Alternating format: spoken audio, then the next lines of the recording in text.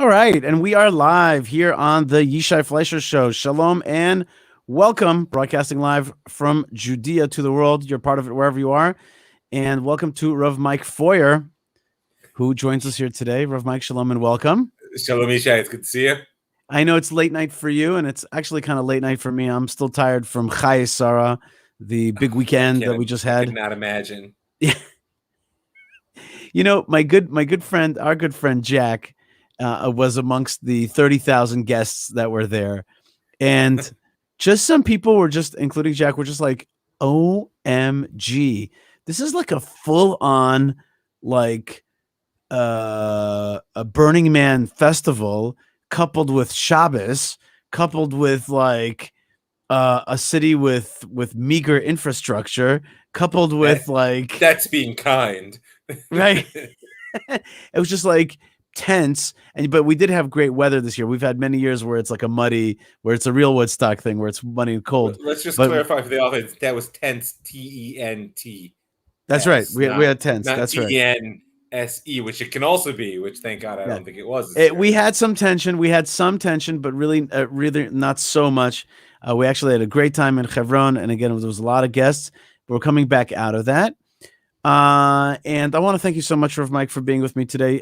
We're going to talk about today the Torah portion of Toldot, which I have to admit was not always one of my favorite Torah portions. It wasn't my favorite, but it has grown. But it has grown on me very much. It's grown on me very, very much.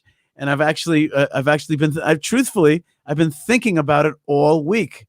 I've been thinking about it all week about Toldos and what could it mean. And the rest of Am Yisrael, right? Yeah, and even today I got turned on by Dr. Noam Arnon, who's my colleague and one of my mentors, and I got turned on to listening to Rav Amnon Bazak, and I looked him up on YouTube, and I found Rav Amnon Bazak together with Rabbi Meidan, talking about the Torah portion. Yeah, they were like discussing it.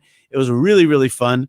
And it let me into some stuff that I didn't know, and we'll get to it in a second. Oh, I'm excited to hear. Yeah, I was surprised, very surprised. And we have with us Lou, who's one of the producers for our live shows. And Lou says, Shalom, Yisha and Mike, looking and sounding good. Regards from Joe. It's a little joke of ours, because one time I got confused between Lou and Joe in my like some kind of visual thing. But also Linda says Shalom from New York. Let's bring it up on the screen.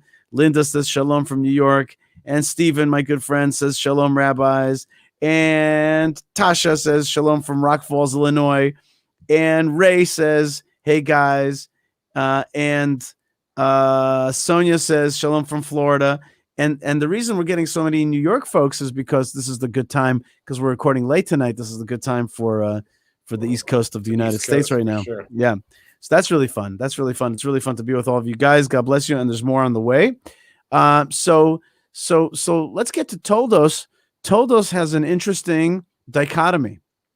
The interesting dichotomy is between hyper spiritual and hyper physical. Hyper spiritual and hyper physical, like very spiritual. We're dealing first with the couple that is Rivka, Rebecca, and Yitzchak, Isaac. And these guys are barren. This couple is barren. These guys, these founders, these great men and women are barren. Our holy ancestors. That's right, our holy ancestors. I would love to meet Yitzchak. You know, I would just love to just wow. I've made this dream. Right. That's right. No, but wouldn't you just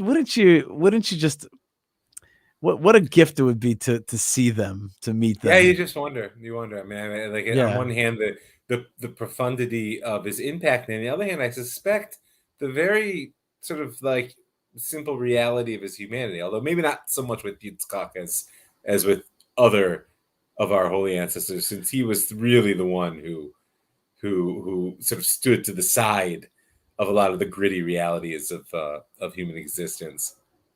But we'll get to that, I'm sure. So one thing it says that Isaac prayed for his wife, or in the presence of his wife, for a child.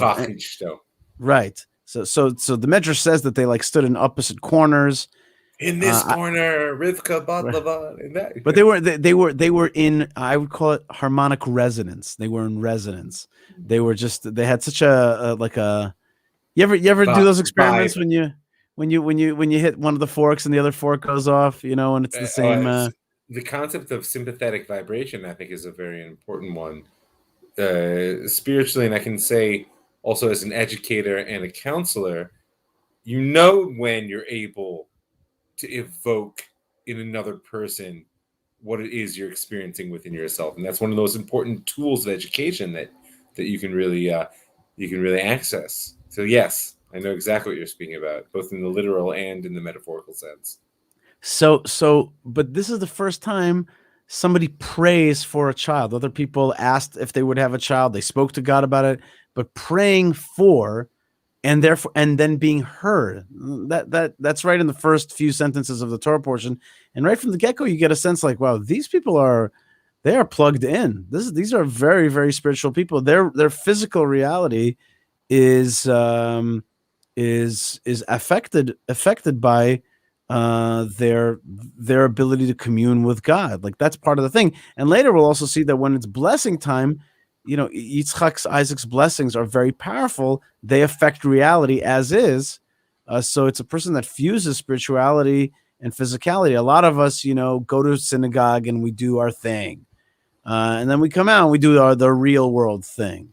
And these are bifurcated things. They're not one. But here, right from the get-go, you get a sense that Yitzchak is very, very spiritually connected. On the other hand, when it comes time to pick who's the favorite of the parents for Yitzchak, who I just described as being very spiritual, he finds solace and favoritism in Esau or Esav, who has a hunt in his mouth. So Rav Bazak, interestingly enough, together with Rav Maidan, explained that in their a theory anyway, that this house was lacking in food, that there was a shortage in this house. They were kicked out from Gerar, and there was a famine in the land. There was a shortage until Esav came on the scene, and Esav, this strong man, this hunter gatherer, was able to bring food to the household. Yeah, he put the food on the table. Well, listen, I mean, you started off with a dichotomy that I actually don't accept, and thank God you brought it back together here, which is that you said you felt like there was a dichotomy between the spiritual and the physical. There's these sort of like two tracks, but as you just pointed out in all the examples, it's a false dichotomy. And the essence of the Torah actually is to teach us that the physical is a manifestation of the spiritual. And the spiritual cannot come into the world without a physical vehicle for its expression. So when Yitzchak and Rivka are praying, sort of like Nochach Chadet Sheni, really sort of one across from the other, what they're attempting to do is to change the world in which we actually live. In the same way, Yitzchak is often presented as this very sort of lofty spiritual character, and you pointed to Esav as this evidence that maybe he's a little bit more grounded. But let's remember, most of the parsha, he's digging wells. He's right. He's planting fields where they get to 100-fold what he estimated it would be. I mean, he's quite focused on making the physical world bloom. He might have even been a Zionist. Right. Well, he's a Zionist because we see that in this very Torah portion, he's kind of not given the freedom to leave the land of Israel. It's not that he's in jail, but it's like, look, Hidai Lecha, as Rashi says. Right. It's beneath you. Yeah, it's beneath you to leave the land of Israel. It's not so fit. Right. And then I heard Rabbi at Shalom point out that like he gets prophecy when he comes back, even from Gerar, which is the land of Israel, which is like Gaza, but he doesn't get prophecy until he comes back to Beersheba. Oh, you're in the real essential Holy Land. Boom, God speaks to you. So he's very connected. And Rivka too. A great line about Rivka is it says that Rebecca, when she does finally, after 20 years of marriage, get pregnant, then she senses that there are twins in her womb and they are fighting, and she goes to Lidrosh et Hashem to ask of God or to demand of God. But this is a great this is a great prophetic woman, and she goes to ask like, hey God, what is this thing? Like, I want to know. And it's like Lidrosh et Hashem has a ring to it, which is like, I demand to know. Like, what's going on here? Yeah, What? Lidrosh is a strong word. Right. And some of the rabbis say that she went to some of the prophets like Shem that were around at the time. I prefer to say no, she went on a walk. Straight to God. Yeah, she went to she went to a place or something like that, and she was like, okay, talk to me. What's going on here? And indeed, God does talk to her and give her a prophecy, and God says to her, Vayomer Hashem la, Hashem tells her, which is we didn't see that it's in with Sarah. We didn't see a woman demanding of God and God talking to her straight. Here, Rivka. I mean, I saw God telling Avram to listen to his wife, but yeah, we didn't. Right, yeah. There's a level there, but this is a different level, and the level is Vayomer Hashem la. Hashem said to her, Shnei goyim bevitnech. There are two nations in your stomach, in your womb. Ushnei leumim. I would say two peoples in your womb. And good. Two nations, right, will separate out from your innards. Interesting, from your innards. It could have just said yiparedu, but they're coming from you. Very much is coming from within you. The emphasis there is you're entirely correct. Is that for all of the conflict that we have Adayom Hazeh with Esav, we should never forget that we're twins. Right. We came from the same source, and that's both the deep challenge we face, and it's also the tikkun that ultimately we are capable of making. Right, and Rabbi Ed Shalom pointed out, it's like these two will be engaged in the life of one another. Right, they will be in. They may chafe and have issues. There's friction and separate, and yet they will be engaged with one another. Let's finish that off. That prophecy. Uleom mileom yamatz. How do you like to translate that? Oh wow, that's a really tough. One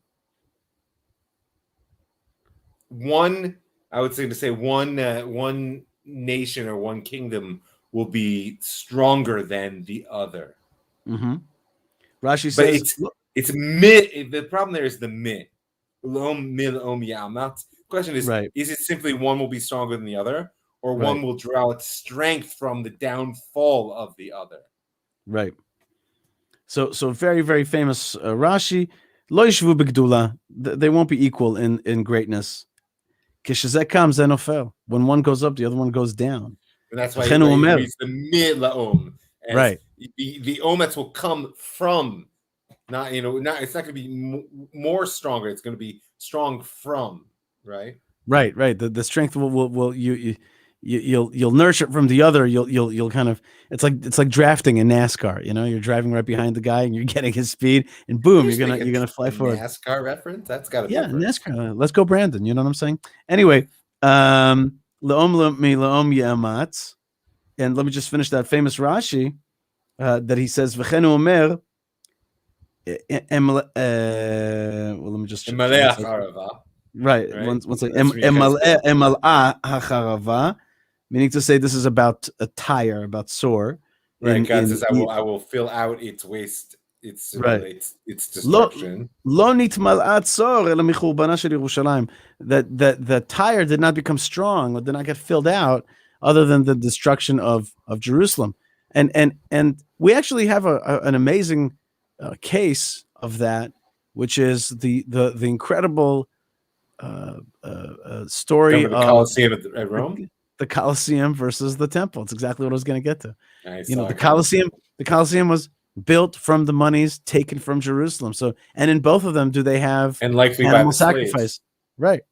Right. That's right. So it's like, well, no, careful. In the Colosseum, they had human sacrifice and animals also. I know, but right. It's important to make that distinction as well. Right. Absolutely. V'rav ya'avod sa'ir. And this is the critical piece, right? And this also, by the way, can be read in a couple of ways. But usually we say that the elder will serve the younger, right?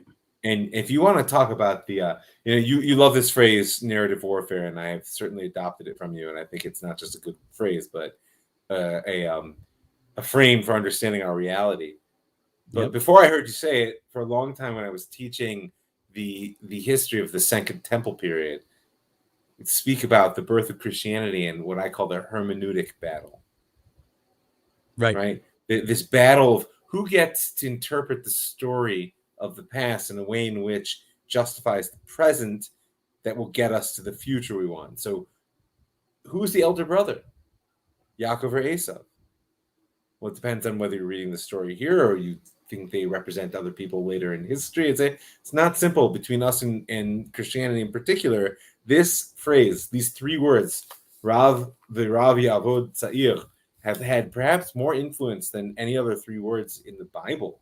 In terms of the actual relationships politically and socially, it's possible. It's interesting you say that. I had a very serious potential donor tourist in Hebron and Hebron, and I at the end of the tour, so he's talking to me about like what it's all about, and I said to him, "Let me just tell you what it's really all about. Really, what the fight's all about is who's the chosen son of Abraham. Who's the chosen son of Abraham, and that's in Hebron, and in Jerusalem, it's who's God's beloved. That's really the battle."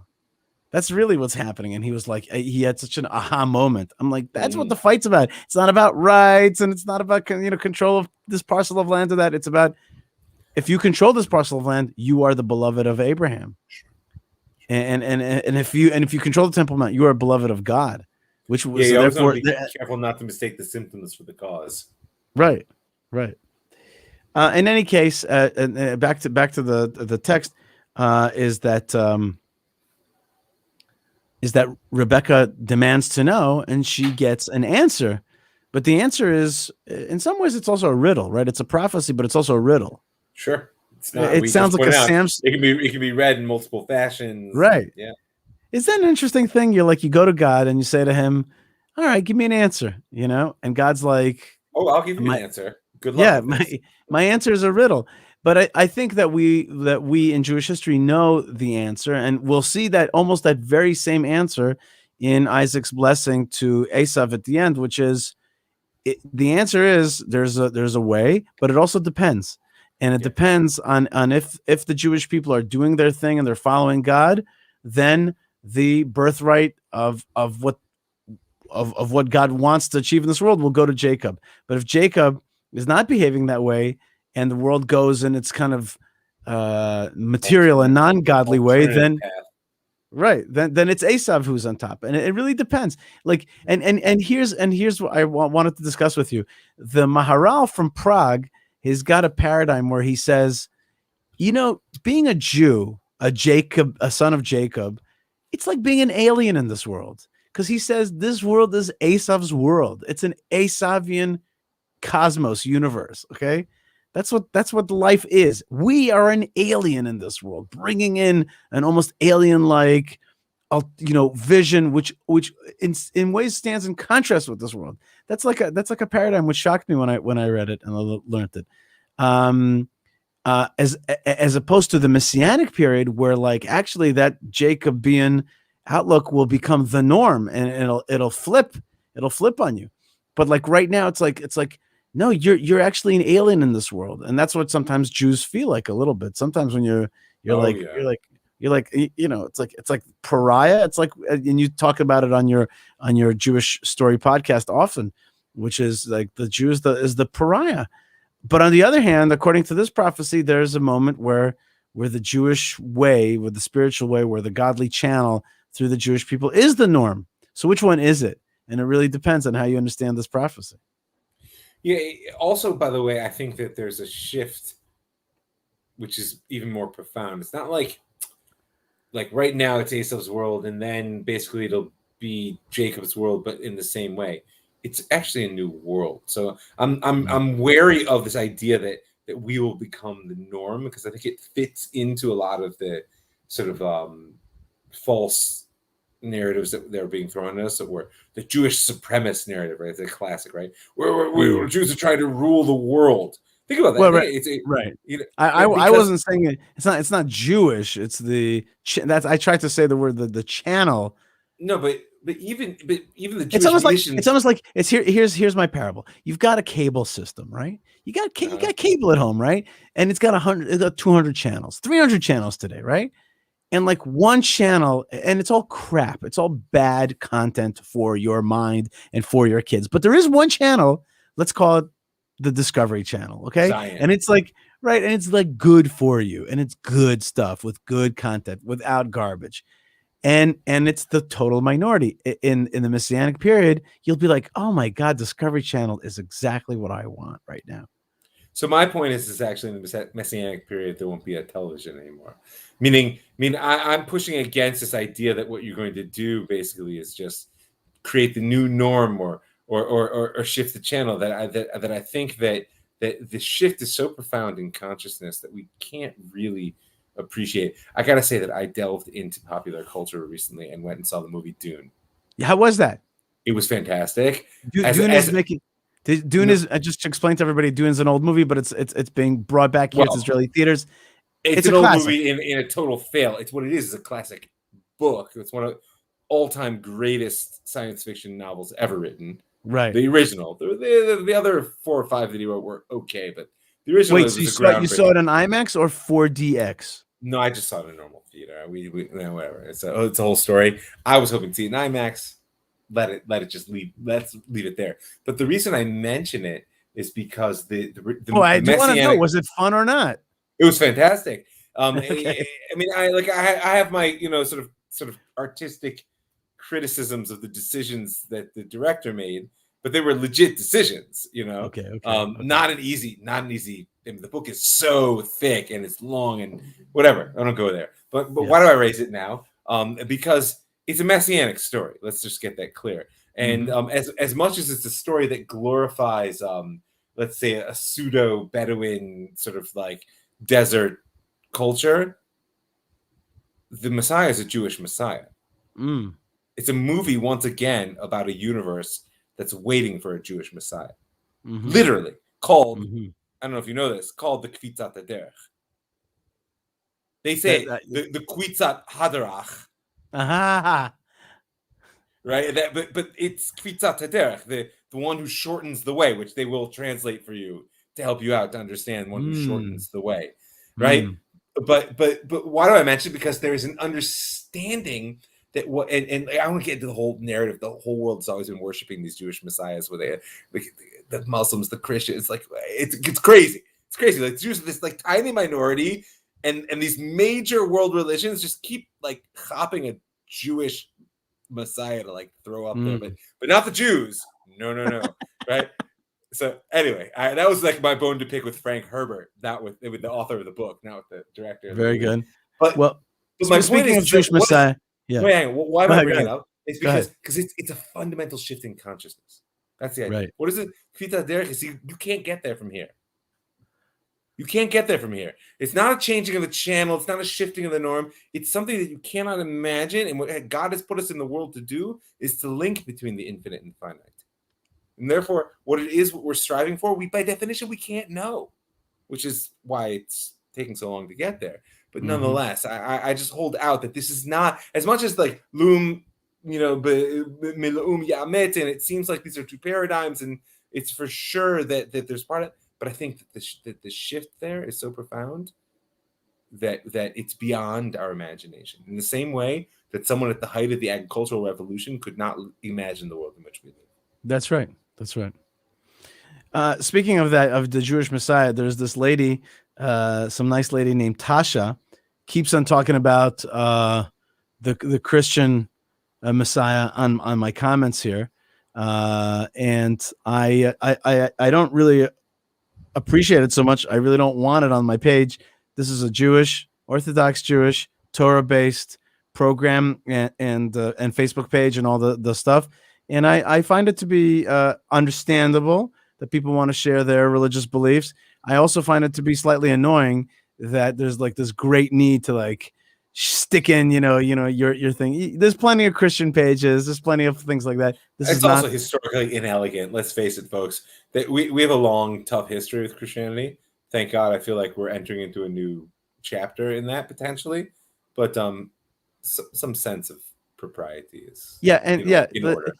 Yeah, we didn't hold out for 2,000 years from Christianity in order to, come back to our land and see the rebirth of our nation and to live this great miracle of God's original promises to His people, to continually be pushed. And my good friends, my good Christian friends, of whom I have quite a few, really give.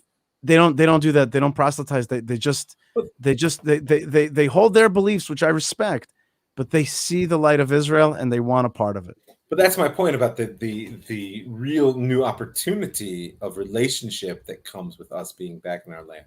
Right. Is that one of the beauties of the path of the Torah is that we've never had a need that the world agree or be like us. We just have a need that people recognize one God. The path they take to get there, that's between you and God. And so I ask nicely, and I also how to do it less. I know how to do it less nicely, but I ask nicely that this page not be taken over by that kind of proselytizing. It is inappropriate on my page, and I respect your faiths and your beliefs. But if you're coming to this page, it's in order to hear the Jewish perspective, and you are welcome to join or not join. But please do not proselytize Christianity here. Again, I respect it, but it's just not what I'm here to teach, and I'm not going to let my page and my show be a platform for that. And I have my friend Mark Pickles, who's not Jewish, and he's with us right now from England, and he says, he's writing exactly. He says exactly, Yishai, not Tasha. He's against that, and I'm telling you, I have a lot of Christian friends. And he's a person of real faith. Absolutely. And how interesting is it that we're discussing this exactly as we're talking about the tension between Esav and Yaakov? And now let's there's some very, very graphic, and I don't mean graphic in some kind of violent way, but very visceral, very visual stories, narratives in this week's Torah portion, which is the book of Genesis, about chapter 25. The famous one is the red soup. Okay, the red soup that was made. Now, according to, I noticed you couldn't avoid ordering at lunch. That's right. You and I we were at lunch with our friend Jack, and I ordered the soup. It was you saw the connection immediately. You had to do it, and it was good, and it was really good, and it was a great fish restaurant. By the way, we went to a great fish restaurant called Happy Fish on Mamilla Strip. And if you've got the time and the inclination, that, like, calling a fish restaurant a Happy Fish kind of bothers me. Why is that? Because none of those fish were happy. They were all dead and served up. My fish was extremely happy. It was thankful that I was eating. Maybe if it was Shabbos. Maybe. It was. I told you it was like Shabbos. I told you at lunch. I said to you. You tried it. In any case, another chidush that I heard from Rabbi at Shalom, he says that the birthright was not sold for the soup. He says, if you read carefully, the birthright was sold for a fair price. The soup being a kind of sealing of the deal, right? But it was not that it was exchanged for soup, according to that understanding. But in any case, hunger plays a role in this week's Torah portion, and Esav comes from the field and he's hungry. The word ayef means tired in modern Hebrew, but according to Rabbi Shalom, it means hungry in Torah language, and he comes from the field and he's hungry. And look who's there, exactly le'et erev, after a long day of being in the field. Who's exactly there at that very moment, cooking up just exactly the kind of soup that just talk to the senses. That a hungry hunter-gatherer wants, right? And it was exactly that. It was Jacob. He knew where to be. And this is the same man that we learned only earlier was this man who's simple or whole or pure or naive. And yet he's not naive at all. He's exactly cooking up the soup, exactly that moment. And then we have this conversation where Esav basically says, what do I care? He says, Jacob says to him, sell me your birthright. And Esav says, what do I care about that? That's such an ephemeral concept. Or right now, Yeah, no, and in this we see how Esav is an extreme expression of the material world. I mean, he's correct. Right now, what on earth? Why do I care about this potential of? I'm hungry. I want right now. Give me the gritty reality of your lentil soup. Mm-hmm. And that's why Rashi brings the midrash that says, actually, it's not the. I'm sorry. I apologize. It's the Torah itself passes judgment. It says v'yivez Esav et bechora. Right. He disparaged this entire idea that the relationship between them, that the potential for divine service, which is rooted in it, that the whole sort of family structure meaning, those are abstractions. Right. That's one way to say it. Another way, maybe a little bit more favorable towards Esav, is to say, and there's another explanation which I saw, which is, I live a hunter-gatherer life. I live a dangerous life. I don't know if I'm going to be here tomorrow. I very well may be dead tomorrow. So this whole thing is moot. How do I know? You know what I'm saying? The one way is to say it is the kind of Greek way, Roman way, which is carpe diem. Look, let's have fun now. I want that soup now, and I want pleasure now. YOLO. YOLO, right? You know what YOLO stands for? We're checking your I know fear of, I know FOMO, fear of missing out. YOLO, remind me. You only live once. You only live once. You only live once, right? So that's one like, and that one is that we can pass judgment on that, which is like, oh my gosh, like this guy's all about the here and now. It's all about the pleasure. But another way to read that, which is less kind of harsh on Esav, is like, he's like, look, I build skyscrapers, and I just may fall off. I may not be around tomorrow. So considerations of these things, that's for people like you, safe people. Okay, Jacob. For me, I don't know. And therefore I live life on the edge. It's a different thing. It's a different kind of attitude, right? I live life on the edge, and I may not be here tomorrow. So why should I think about these fancy concepts? I'm a here and now kind of guy. I'm taking care of business. I bring back food to the house. Okay, you get to be thinking about priesthood and chosen nation and all this kind of stuff. But I got to make things happen in the real world. That's really that. Go ahead. It's an interesting insight you're bringing, and I think it sheds light on really what to me is the most mysterious aspect of the parsha, which is why Yitzchak leaned toward Esav rather than Yaakov. I mean, we have a tendency to paint Yitzchak as the sort of ephemeral spiritual creature that it was the Ola Tamima, like the whole offering. He never left the land of Israel, etc. But let's not forget his experience on the altar left him with one very clear takeaway, as it were, which is that life is fragile. Mm-hmm. And that if you don't live, if you're not willing and capable of doing what it takes to live, then the story doesn't go on. Right. And my read of why he leaned toward Esav is exactly what you were pointing out, which is that Esav may not have appreciated the sort of depth and profundity of what was at stake. And that's, I think, what happened between he and Yaakov. But he knew how to make it happen. Right. And how to make the story go forward. And I think that Yitzchak said, push comes to shove, if he doesn't understand, his kids will understand, or his kids will understand. But if he doesn't have kids, right, we got nothing. Yeah, he's gonna make it. This guy, he's a survivor. He's gonna make it. He's gonna make it. Exactly. Right. So I want to add in two more wrinkles. One is a wrinkle by Malka Fleisher. Malka Fleisher. I don't think you want to. I'm going to tell you now. You're a young guy. Oh, don't talk about wrinkles. Yeah. Another wife and wrinkle, not in the same sentence. Another brilliant wisdom from Malka Fleisher was better. Is that Yitzchak, Isaac, grew up in the shadow or emulating another older brother, half brother, which is very physical nature, right? Which was Ishmael. That's a good cop. Right, and she's like, Esav is much more like Ishmael. a man of the field, a hunter-gatherer. And to him, he's like, oh, wow, look, there's that kind of guy. See, I'm a younger brother. So you're an older brother. You can't appreciate this.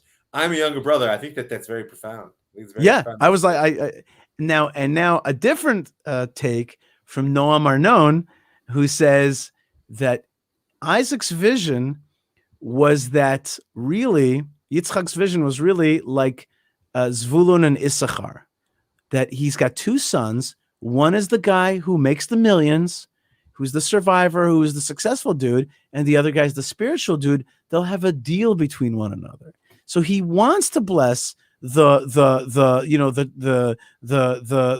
entrepreneur, that guy. He wants to bless him with success, and he thinks that way they'll rule the world together through a kind of understanding. They won't be separated. They'll have a deal, a working relationship, an arrangement. That's very interesting. Which is a messianic vision. I think it's also a very powerful presentation. Right. But like at the end of it's from. I'm forgetting where in the Navim it is from, but it becomes in our liturgy at the end of Psuki de Zimra, and so we say "Va'alu Moshim b'hartion lishpot ha'esav." Right. V'yital Hashem ha'melucha. Right. That in the redeemers will sort of rise up in Zion and judge Esav. I don't see that as a destruction. I see it as a reckoning of powers, of kochot. Right. That Am Yisrael, we've never been enough, even just numerically, much less in our sort of inclinations to shape the world physically. That's not our specialty, despite the sort of startup nation image, right? It irks me that we're supposed to be a spiritual startup nation. We're supposed to be a startup nation of consciousness, of the stories that drive the process, not the mechanics that give it form. But when you don't it's know interesting what to you do, say that. Your co-founder going to go somewhere. I wish that you were on a WhatsApp group that I'm on with one of the participants is Yehuda Cohen, and him and I clash on these things. I say I'm not sure what the Jewish what exactly we're supposed to bring to this world. I know that we're like a voice, a consciousness, a Jiminy Cricket, if you will, and that we're a channel of godly thoughts. But it's not always allowed to say Jiminy Cricket anymore. I'm sure he's been. Oh, is he a misogynist or something? Problematic. I don't know. Oh, he's an Islamophobe. I'm sorry. Anyway, it's a racist thing, I'm sure. Yeah. Jiminy Cricket. He was a great guy. He was the conscience of the world. Great cricket. Great cricket. Okay, great cricket. I was a fan. I always liked Jiminy Cricket. And then when I read that Hitler said that the Jews are the conscience of the world, I was like, yes. It's like a Jiminy Cricket thing. He was just paraphrasing Nietzsche, but that's right. We all do that. By the way, I would love for you to do a show about Nietzsche and Nietzschean, like the line of Nietzschean thinking. I get quite annoyed when I get like meet Israelis who are like, yeah, Nietzsche and stuff like that. I'm just like, what are you thinking? That is just not our thing at all.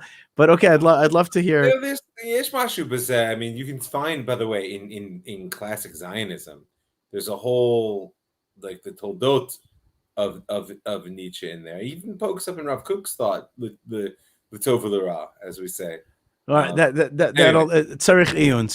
We'll have to do it on a different show. We have one more. We have two more sections that we have to get through. One of them is the section of the wells. The wells. Yitzchak digs the wells. What's that? Well. That's right. There are 3 wells, and he digs these wells. And the first 2 wells are he digs up the wells that the Philistines stopped up. To me, it says verse chapter 26, verse 16. Excuse me, 15. It says וכל הבארות אשר חפרו עבדי אביו בימי אברהם אביו סתמום פלישתים וימלאו מפר. All the wells that the servants of his father in the days of his father Abraham dug were stuffed up, were filled up by the Philistines. They poured dirt into them. The Torah goes into this extra word. It could have just said that he filled them up, but they poured dirt into them. It was as though they were thinking like nobody should have this water. It's some kind of. I sometimes see Palestinian society today, and I think to myself like what you're doing is like bad for you, and it's bad for me, and it's bad for our future generations. Poisoning wells is actually very easy these days. They're always accusing Jews of poisoning wells, but the truth is, when you have unbridled trash, that water goes down to the aquifers, and it becomes poisoned, and it's very, very hard to clean. It's everyone's problem. Right. And I think that what you're aware of, that you're not making explicit to people listening, is one of the psukim that comes before it, which is line 14. This is the kanuoto plishtim. Right. It's it's the jealousy. It's this sense, and because when you, like who stops up a well? Okay, so right. Rashi brings down, maybe they were worried that sort of like army legions would come and they were gonna, but that's not what the Torah says. Torah says, why did they destroy these? Well is the ultimate source of life in the biblical pastoral society. And not only that, we see repeatedly, especially in the story of Yaakov, just that we can speak about that in the coming weeks, that a well is also in sort of an indiscriminate source of life. Like once a well exists, everybody can draw from it. Mm-hmm. Mm-hmm. But here, they were willing to stop up the well and prevent themselves from benefiting, just so long as Yitzchak did not. Why? Because they were jealous.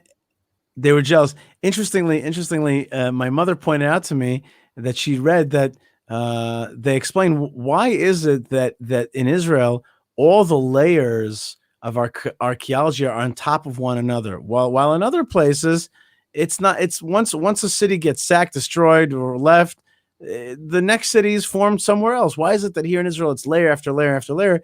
And the answer is actually quite simple: wells. Yeah, where there's a well water, is. Yeah. Have you read the source? Have you read the source? No, I tried. It was impossible for me to read it. I was just I couldn't get through it. Okay, I was just like, should I try to read it? It's like God bless you, Leon Uris, but I couldn't get through that stuff. I don't know what it was. This is a profound book in that respect, because it takes you all the way back to if I'm not mistaken, like the Neolithic, in the sense that's why it's called the source. That in the end of the day, this is life itself, and this is one of the most profound elements of the parsha, is that this whole struggle around the wells, which might seem like a little bit strange. It's like no, it's because in the end of the day, what we're seeing here is that there are those who seek to increase life and those who seek to limit it through their control. Yep. Or there are those creative types who want to see things flourish, and then there is people who are entropic. They're a source of destruction. Yeah. And that is something that we see even to this very day. Just to point out some comments very quickly. Speaking of Happy Fish, Lou Weiss loves Happy Fish. This is one of my favorite restaurants at the Mamilla Hotel. I wasn't criticizing. I just don't think the fish were so happy. They were happy. And then he says, where there's a well, there's a way. Oh, that is true.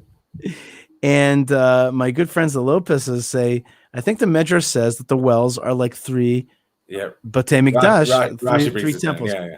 That's right. And the third one will stand. And indeed, actually, I just realized this Shabbos, a few cities should be celebrated this Shabbos. One of them is Grar, Gaza. The other one is Beersheba, which gets its kind of name, but like with totality, with finality. Well, it's the second round of the naming, yeah. Right. Oh, but I heard Rav Shalom explain that this is just in parentheses. Okay, this is just between me and you here for a second. He explains. Yeah, exactly. If you get it. You don't. He says that Abraham with the Philistines, they asked him for a shvuah, which is just an oath, but he gave them a brit, which is a covenant. And Yitzchak, they came to him asking for a covenant. He's like, no. And he only gave them a shvuah. He fixed something that his dad kind of overdid and gave a covenant to the people of the land. So he wasn't going to do it. But in any case, and so therefore, when Beersheba is given the name here, it says Adayom Hazeh. This one was the when it really took the name Beersheba. And the other one is the city of Rehovot, which my sister lives in, which my sister, God bless her soul, Rachel Vinik Fleisher, lives in with her family and her husband, 3 kids in Rehovot at the famous Weitzman Science Center. And that was just me getting a little Jewish nachas. I'm sorry. Yeah, that was still nachas. It's okay. Do you know about the lady who's sitting in the front row and at the inauguration of the president of the United States, and she's sitting there beaming and smiling, and she turns to the guy next to her and she says, "You see that guy up there? His brother is a doctor." Okay. Little Jewish nachas jokes. In any case, Rehovot gets its name, and that reflects the third temple, and that's the life of Yitzchak.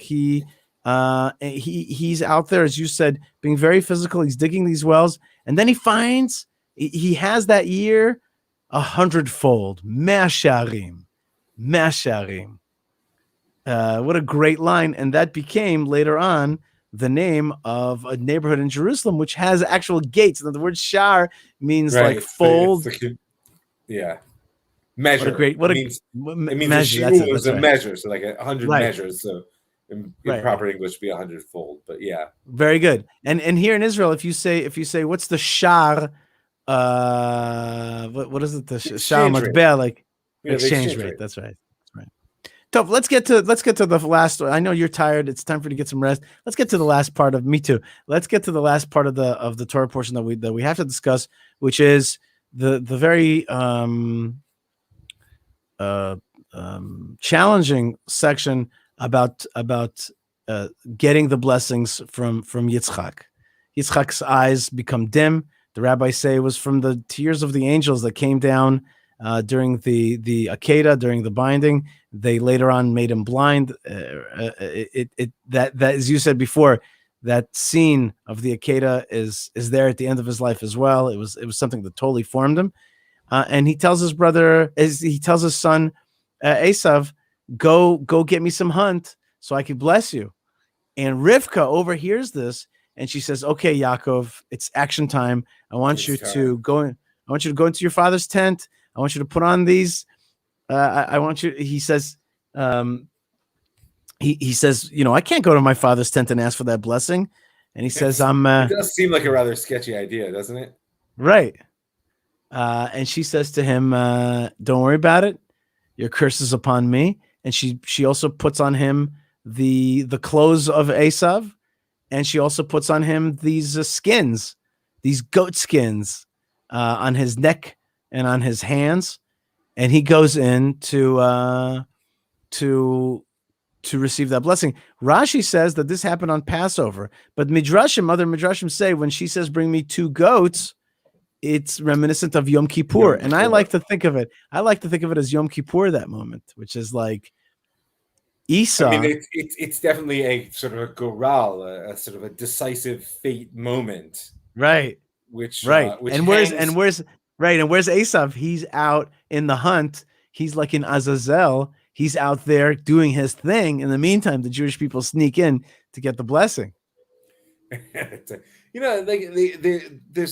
a very sort of you can call it deep or you can call it problematic layer in this, which is that what role does God want our agency to play in creation? Mm-hmm. I mean, in this, Yitzchak at this point sort of lacks agency almost. He's blind, it says, it's right. He's got his mind is set, his mind is made up. He's a force of nature at this point. He's a channel for a divine blessing. Mm-hmm. Rivka, however, represents that side of their partnership which still sees and still is willing to say, no, it's not like everything, is muhtab, as our cousins would say. Everything's sort of written and sealed. No, we have an opportunity here, and she pushes Yaakov into that role, which, we will play until this day, which is that part of what it means to be a Jew is to insist that what is does not define what will be. sometimes it means, like you were saying earlier, we're the fly in the ointment, we're the counterculture, we're the piece that doesn't fit, etc. Because we're in, as long as the world is ruled by Esau, that's the way it comes to expression. But the redemptive vision, let me now, is that actually the world is capable of so much more. Mm-hmm. As long as you're willing to take the chance and reach for it. But with respect to what you're saying right now, the challenge here is the lie, the deception. That's the big challenge. Which is Yaakov's, but again, it's not like it's some subtle, like, ooh. That's from the moment he's born, and they call him Yaakov because he's grabbing onto the heel of his brother, insisting, no, really, I should have been born first. And as Esau says, like, you know, like, oh, it's good they called him Yaakov because Yaakov doesn't, not just is a heel, it means to make the end run around something. He sounded to me twice, you know. Well, yeah. When he says that, though, when he says that in the tent, when he says, "Oh, he did it to me twice. First time he bought out my birthright," so it's like, wait a minute. Well, that's comfort to Yitzchak, but it doesn't. No, but it's like, wait a minute. You didn't come here honestly either. You sold it fair and square. But I don't even want to go there. I want to go. Let's go full bore problematic, which is that Yaakov, until he wrestles with the angel and God, at least on a contingent basis, changes his name. Yaakov remains the person for whom the manifest nature of his behavior runs counter to the accepted truth. That is the manifest nature of his behavior. Why? Because whether he's aware of it or not, and why do I say that? Because in this case, it's Rivka, really, who understands the divine truth. Remember, Rivka went to God. Don't fail to connect these two events. She went to God. God said, listen, this is the way it's going to be. Yitzhak didn't go to God and ask. Right. He says, I have two sons. I know exactly which one is the important one. Rivka is the one who got the truth that sort of stands above the playing field in which Yitzhak has chosen to keep himself.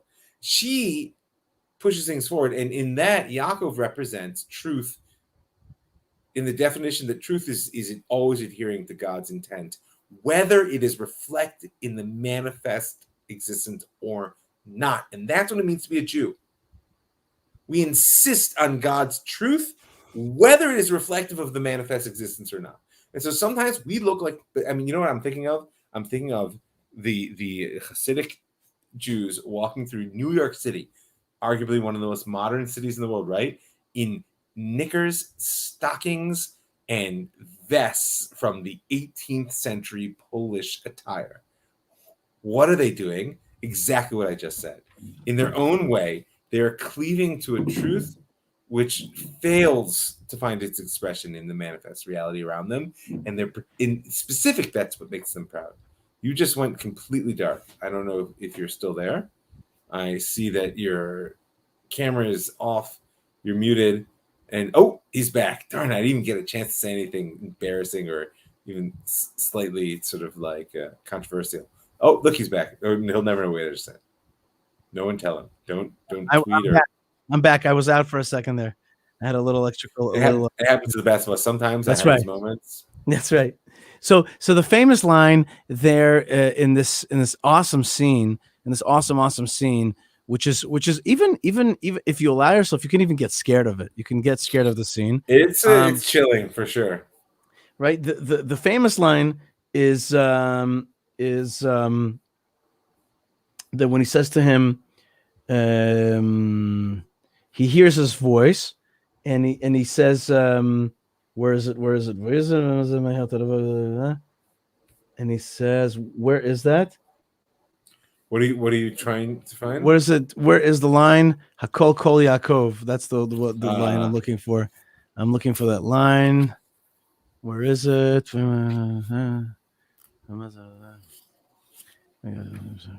Oh, here it is. So it's chapter 27, verse 22. Vayigash Yaakov al Yitzchak aviv v'yamisheu. So Yaakov comes close to him. Yeah, and comes close to Isaac, and he feels him, and he says, the voice is the voice of Jacob, but the hands are the hands of Esau. Right. And that is a very to me actually, the way I understand it is that this is the essence of the blessing. The essence of the blessing is right here, this line. That's actually the blessing, which is you have the voice of Jacob, but you have the hands of Esav. And that's what I've always wanted for you, to be able to have prayer and deep connection and deep thoughts, but I want you to have this worldly hands to be able to do make stuff it in this happen in the world. world. Right. Sure. And so too, we learn about it in next week's Torah portion when Jacob has a dream of the ladder has its head up in heaven, but its feet on the ground. And that it's the same exact parable, which is it's like you have great thoughts, but you got to know how to get stuff done in this world. So to me, that's the essential line of this whole thing, which is, the voice is the voice of Jacob, but the hands are the hands of Esav. And that's exactly what you got to get to in this world. And then Jacob finally receives this blessing, and he leaves the tent. But he leaves the tent. The blessing that he gets is famously, and I think everybody points out to this. This is not the Abrahamic blessing. The Abrahamic blessing is the blessing of children and of inheriting this land. Here, it's more of a blessing of the field, which one could understand as the blessing that was meant to be for Esav. But when Jacob kind of walks out of the room, Esav comes in, and he figures out that his brother has tricked him now. This kind of second time that he bested him. And he lets out a great cry, cry. Rav Mike, Bereshutcha, just one quick thought for you, and you tell me what you think about this. I'm going to surprise you with a thought here. I'm listening. Could it be that Esav and Yaakov are actually a Gilgul, a reincarnation of Cain and Abel? Cain is a man of the field, right? No, Cain is. He's a farmer. Right. Cain is a farmer. I'm sorry, there's jets flying overhead right now. Sorry, lost my control. Concentration. So you have Cain as the farmer, and Hevel is the shepherd, right? Yeah. Exactly. One is a man of a field, and one is the man of shepherding. That's exactly like or similar to Esav and Yaakov. And in that case, what happened was that Cain, which is this more violent type one, kills Hevel, which is this more simple one. And here we're going to find out that Cain or Esav would love to kill Hevel, which is Yaakov, but he's unable to do it. In that first story, what happened was that Cain killed Hevel, and then the scream came out from the earth. The blood of Hevel screamed out to God. Here, right. Hevel, Yaakov, escapes the clutches of Esav, and who ends up screaming? Esav or Cain. He's the one who lets out the big cry, but it's only fair because this time you didn't get to kill him. I think that the symmetry there is powerful. It's evocative. I would also point out, I'll add a layer, is that we often point out that the first murder is a fratricide. Right, which is very painful. It's like you would think, aside from the technical issue that apparently there was nobody else in existence, but you would think that the first time somebody killed somebody else, it wouldn't be their brother, right? Although, in all honesty, those of us who have brothers understand that family fights are always the most vicious. Why did God make the world like that? Why is there tension like that? Why is that? Why is that there? Because the things that are closest to us are the ones we care about. Right? In the same way that Jews in general are so fractious, right? Stiff-necked and prone to splitting with each other. It's because we care so much about what we believe. Right. We didn't care about what we believe. It's fine. Like, you do you. Like, that's just not the way the Jews in general do things. It's like we're quite committed to what we believe. Which has an upside and a downside. But here, what I'm pointing out is that in many ways, what you're looking at is an incremental tikkun, like a one-step forward fixing. It's not like Esav and Yaakov are hunky-dory with Miran. They don't kill each other. Mm-hmm. And in that, we see an evolution, a spiritual evolution, that two paths which contradict don't need to negate. They can conflict, and there's going to be a generational problem, but one doesn't have to kill the other. Instead of a fratricide, we have a difficult story about the birthright and the blessing, but they're not killing each other. And ultimately, one sort of likes to believe that there's a reconciliation which lies ahead, as our sages promise us. And that reconciliation, however, is going to come through a long exile and then trying to come back to the land of Israel. And it is Rivka who tells Jacob, "You got to run. You got to run to a different land. You got to run away from your brother's anger for what you did to him. Hey, I thought it was your idea. For what I told you to do to him." Right. But she says, what you did to him. And she says it's going to be only a few days, just a few days. And she's a prophetess. So when she says that, it's like she's a great prophetess. And won't be so I bad. think, right. But I think what she was really saying to the Jewish people is that when you come back after 2,000 years, it's all going to come right back to us. And the Jewish people, it's going to be, when Mashiach comes, when the final redemption does come, it'll feel like nothing. It'll feel like it was just the time of Abraham, and here we are again. And that's what she signals to him. But she tells him it's time for you to run, and that's exactly where we're going to leave it off. The run, which makes up a lot of your show, the Jewish Story podcast, which is the Jewish history that starts from this trip, Jacob's trip to Haran. To southern Turkey there to find a wife. Our day. That's right, until our very day. Rav Mike Feuer, it's been an hour. I want to really thank you. It's late at night here in Eretz Yisrael. I want to thank you so much for being with me for Parsha Toldot. It is a very powerful Torah portion, and it's got a lot it's got a lot of secrets about the reality of our life here today. So I want to thank you. I want to urge everybody to check out your web pages. One is jewishstory.co and ravmikefeuer.com. The Rav Mike, just ravmike.com. That's right. And people can email you how, please? ravmikefeuer@gmail.com. Simple enough. Simple and awesome. ravmikefeuer@gmail.com. And that's also for spiritual counseling and many good things. Everybody's saying good night. Steve says, thank you, Yishai and Mike. Mashiach now coming from Sima, who also says shalom from Istanbul. That is cool. That's the first. Might be. That's a first. I've been to Istanbul. I was very lucky, and I was on the Bosphorus. I did it. I got to be there. That was really neat, and that's really great. Thank you so much. Allison says, "Really good night. Really good tonight. Thank you both." Boy, everybody's chiming in right now and says, "Thank you. This was fascinating, interesting, much light." Thank you, Denise or Dennis. I never know the difference. I'm not smart like that. Sima says, Denise, is that right? Okay, thank you for helping me. It's really me. It's me, not you. Believe me. Sima says Noahide here. So we have a Noahide in Istanbul. God wow, bless. That sounds like a song. That's awesome. Folks, if you want to continue to support the show, it's very easy. I actually have a new portal which I recommend, which is called buymeacoffee.com/Yishai.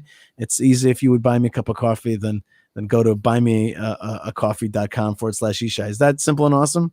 Sounds awesome and simple. There you go. Yeah, buy me a coffee/Yishai. It's just that simple. And it makes all the difference when you support shows like mine and Rav Mike Feuer. We're doing our best to send the light to the world. And thank you, Hashem, for the opportunity to talk your great Torah. And thank you for letting us scratch just the littlest scratch into the secrets of your mighty wisdom that you brought into the world for us mere humans and Jewish people to learn and to share with the world. Rav Mike Feuer, thank you, and God bless you. Continued success and continued health. Have a good night. Have a good waking up early. We know that you love to pray early in the morning, as one is supposed to wake up the sun and to praise God early in the morning to start the day right. And you're one of our models for that. So thank you very much, and have a good night. All right, good night. All right, that's it, folks. So that was Rav Mike Feuer, and just lots of thanks to you guys. There's more comments coming in. That's right. Sima says, "Thank you, Hashem." And Brian Feinstein says Yitzchak knew who he was blessing. I am of that opinion as well, and yet the verses make it hard. Like it seems like he did know. I think he did know, and yet the verses make it so it's a little bit hard to know exactly. Once again, just let me put up that banner again, which is buymeacoffee.com/Yishai. It's just that simple to be part of the effort to spread the light of Torah. God bless you, folks, from Judea, from the land of Israel, close to Jerusalem and close to Hebron, close to where King David was born here in Bethlehem. So, and where Rachel is buried, and where Ruth came to to start the Davidic dynasty. God bless you folks all over the world. Lots of love, lots of blessings. Stay tuned, stay strong, stay connected, and may Hashem be with you in all of your pathways. And shalom.